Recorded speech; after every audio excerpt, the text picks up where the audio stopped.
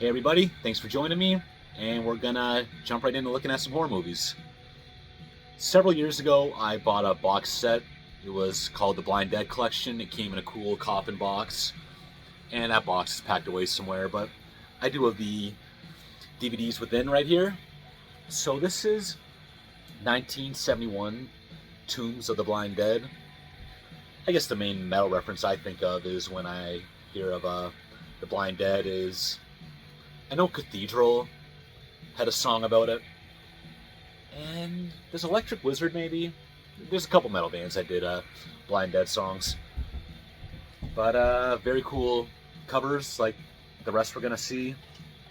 You have 1973 Return of the Evil Dead.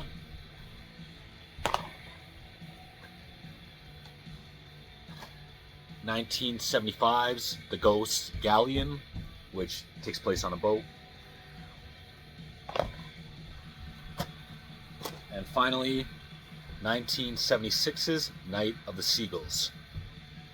These are all Spanish movies.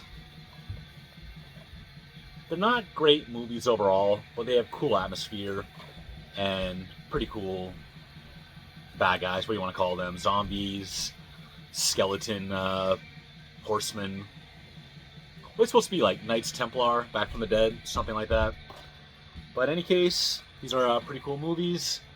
I know Cathedral once did a song about the Blind Dead. I think maybe Electric Wizard. Not sure about that, but a couple metal bands have done songs dedicated to the Blind Dead series. And that DVD set came with this documentary on the director, Armando de Osorio. I can't say I have watched this one yet, but one day I will. Gonna stick with some European directors. Let's talk about the legendary Dario Argento and Deep Red. This one's from 1975. Kind of a long movie, 2 hours. Definitely bridges the giallo and true horror genres, I think. I haven't watched this movie in over 10 years, but one of the best of the genre for sure. Staying with Argento, Suspiria. Everyone loves this movie. I do find the ending somewhat unsatisfactory. The remake from a couple years ago, I've tried to watch that a couple times, and I was liking what I was seeing. Just another case of me falling asleep during movies. I'll get to it someday. Argento, I've seen most of his movies. That one that came out like a year ago, can't remember what it was called. But I actually heard a lot of people say it was a return to form, and I didn't think it was very good. I think I watched it on Shudder. Here's a set 5 films by Dario Argento. Do You Like Hitchcock? Phenomena, Tenebrae, The Card Player, and Trauma. These are all great movies. I want to say my favorite one here.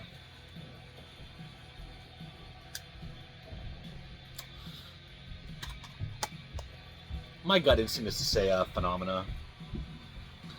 A lot of other good ones. He's got Opera,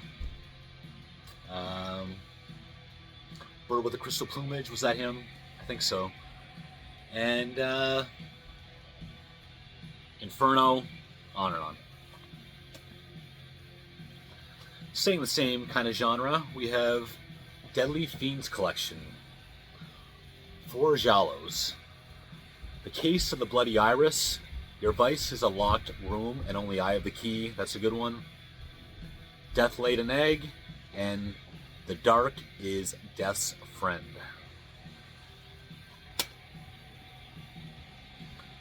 Another similar collection, Blood Red Nights. Got Deep Red, which I just talked about. The Cat o' Nine Tails.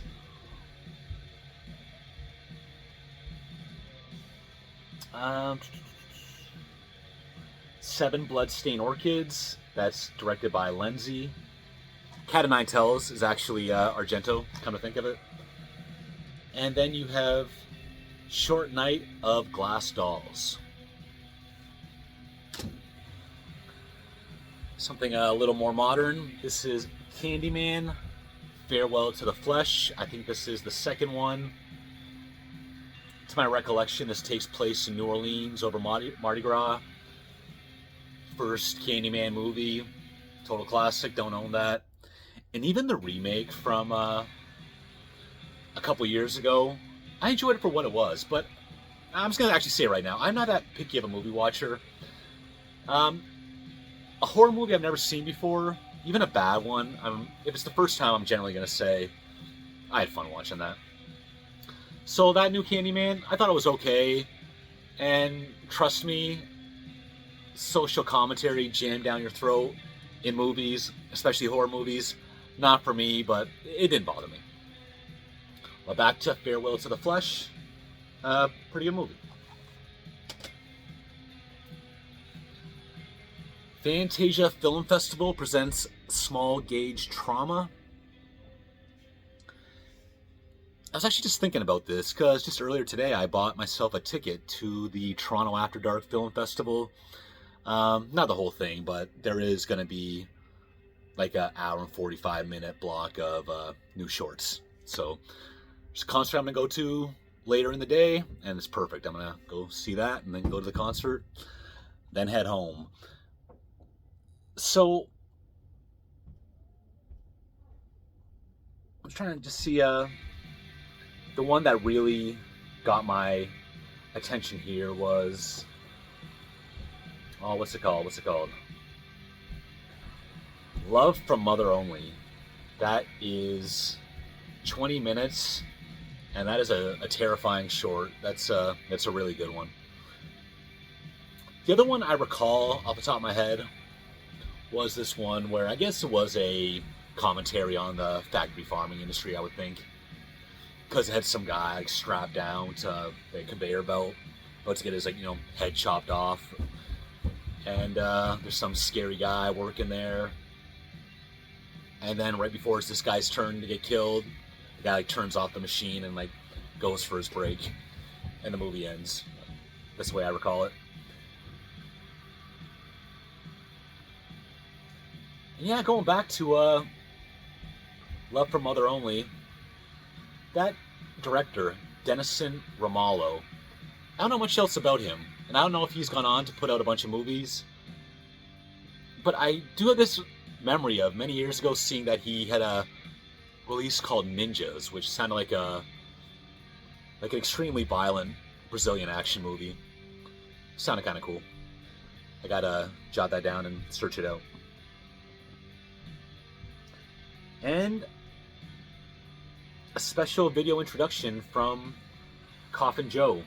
Yeah, Coffin Joe, I'm very aware of who he is. I don't think I've ever seen any of his movies in their totality. Maybe one of the old ones. The black and white one, I think I've seen that. Maniac Cop. Tom Atkins and Bruce Campbell are in this. Is this somewhat spun off of Maniac? I think it might be, because William Lustig is he produced it, at least. Not a great movie, but that was alright. The X-Files, I Want to Believe. This is the first X-Files movie. There might have been a couple, don't quote me on that. The house I live in now, I have been here for just about 15 years. And I remember when I first moved in here, I saw all the X-Files seasons for like $9.99, brand new on sale. So I bought them all. And I think I went through most of the first season and then just never got around to checking them out again. When I was a kid and X-Files was big, I definitely caught an episode when I could, but I don't remember anything. Maybe one day, many years from now, when I have some time to kill, I will get back into the X-Files. One of my favorite movies of all time, Maniac. This is starring Joe Spinell, Uh, Co-writer and co-executive producer. Again, he's got small parts in Rocky, The Godfather, amongst other things before he passed away. Something about this movie is just it's scary. You can believe it happening. Something about it is also kind of emotional. And the performance by Joe Spinell, I think, is amazing. That poster over my shoulder there, that's a Hell's Head Bash, a big concert Hell's Headbangers threw out many years ago, and I didn't go because I don't live anywhere around there. But I thought that was an awesome adaptation of the poster. It's got the same thing, but the guy's holding a Hell's Headbanger devil mask instead of a woman's head. Top 10 horror movie of all time, if you ask me. An American Werewolf in London. A lot of people consider this a classic movie. I like it, don't love it. An American Werewolf in Paris. Everyone says that movie is significantly worse, and I guess it is. But just to my recollection, I don't know. I don't recall too much of a difference in quality between the two. Paranormal Activity, the first one. Now, I've definitely seen all the Paranormal Activity movies. Some are good. I enjoy them all. Some are good, some are okay. This was pretty creepy at the time. And number 3 in particular, I think, was the best one. That was another one of my favorite movie-going experiences. Just a packed theater. Had a great time, and I know everyone else there did as well.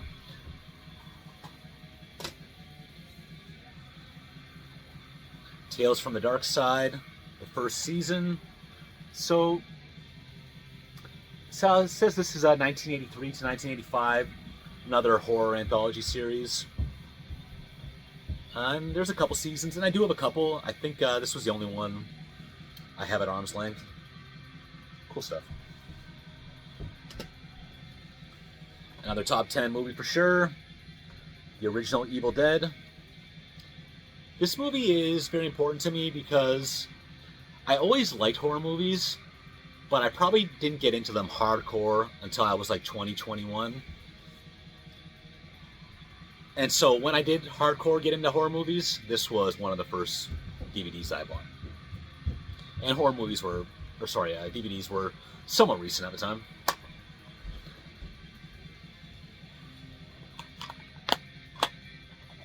Those more recent Evil Dead movies, well, Evil Dead 2 at the time, I found it too jokey. I gotta watch that one again. Army of Darkness I didn't like.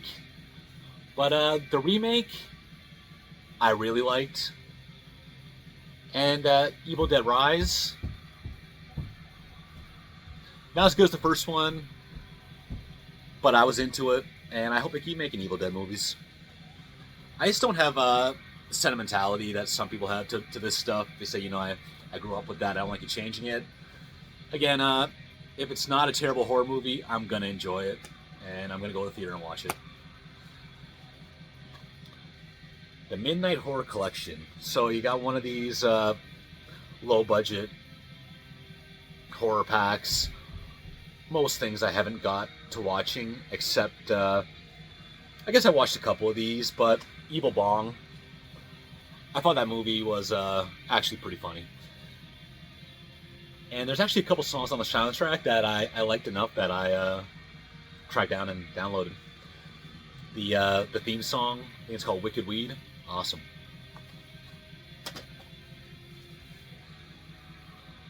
Another movie I haven't seen in a long time. This is A Dead Girl from 2009. So basically this is about two teenage friends who find a zombie girl chained up somewhere, and basically they keep her a secret, and they let their young man tendencies get the better of them. So definitely a disturbing movie, but not as bad as it's made out to be. I thought it was alright. from the producer of Hellraiser and Heathers. Never been a big Hellraiser guy, but Heathers, that's a fun movie. More of a dark comedy. I got that around here somewhere. The concept of this actually reminds me of that Jack Ketchum book and movie, The Woman, where it's not a zombie girl, but some family finds a wild, like a primitive woman in the woods and put her in the basement, and bad things happen.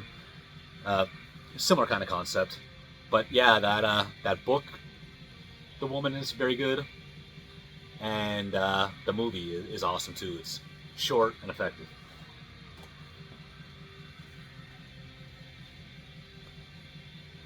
House of a Thousand Corpses by Rob Zombie.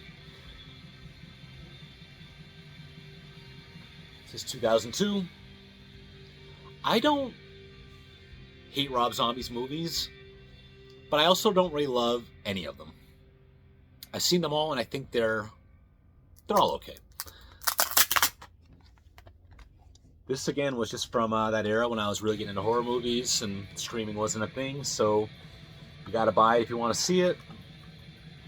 I always remember I bought this on the weekend of that big Toronto blackout like 20 years ago, where like the whole greater Toronto area had no power for like 48 hours.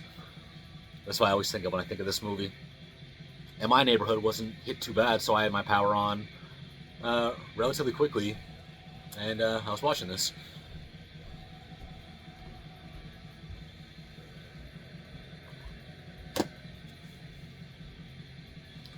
An old classic basket case. Actually, what year was this? 1981. I haven't seen this in a long time, but just some weird creature. Young guy has them in the basket. Kills people. I don't know. I haven't seen this in a long time, but a lot of people like this movie. Three Extremes, number 2. So this is well, there's 3 directors. They all seem Korean. And it's anthology, 3 stories, all quite effective. Memories, The Wheel, Going Home. I had no idea what this was, bought it for a couple bucks, and I thought it was pretty good. Can't say the same about this. Jack Brooks, Monster Slayer. It just seems like a horror comedy. It was kind of hokey. It's kind of a chore to get through. Trevor Matthews and Robert Englund, so I guess Freddy makes a little appearance here. And, well, not Freddy, but Robert Englund probably plays a creepy guy somewhere along the way.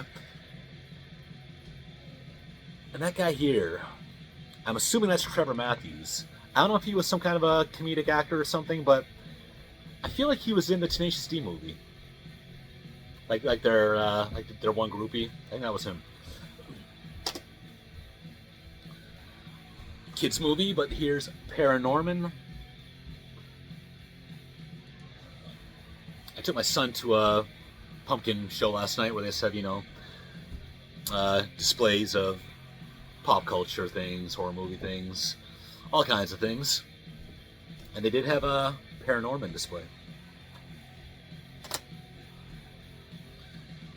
Maybe not horror, more of a violent exploitation movie. The Exterminator. This came on Synapse. Movie was from 1980. Pretty sure it took place in New York City. Rough 80s New York City.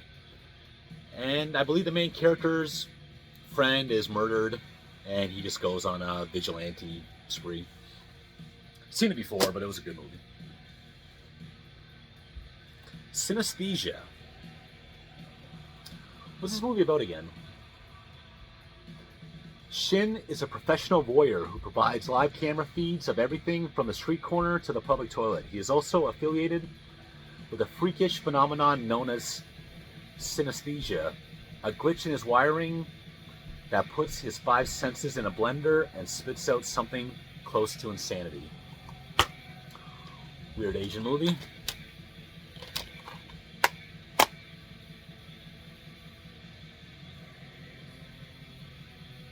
It's almost a 3-hour movie, actually. Cult Terror Cinema 12 movie collection. What do we got here? Bloodlust, The Creeping Terror, Escape from Hell Island, Lurkers, Horror High, The Hearse. So we're talking kind of campy, low budget horror from the 50s through the 70s. Somewhat horror adjacent. Straw Dogs with Dustin Hoffman. I always get this one and the remake, which I think had James Marsden was the main guy, I think. Some of the local townspeople take advantage of his wife, and he gets his revenge on them, basically.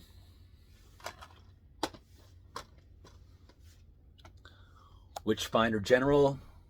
This is with Vincent Price. A witch hunter who finds career satisfaction touring the English countryside, torturing hapless victims, and putting innocent people to death in the name of purifying souls. Who could forget the Cathedral song, Hopkins the Witchfinder General, featuring samples from this movie? And finally, for today, this was the first remake of Piranha. This was back in 2010. Was the one after this Piranha 3D? I was trying to remember if it's Piranha 1, Piranha 2, and then Piranha 3D, or if it was Piranha 1 and then just Piranha 3D. And again, I'm pretty sure this is a remake of an old movie. These are dumb fun for sure. And again, that's just most of my DVDs. I haven't bought a DVD in many years. But yeah, I've seen hundreds and hundreds of horror movies. Looking forward to watching more. And hope to talk about a couple more before Halloween comes. See you next time.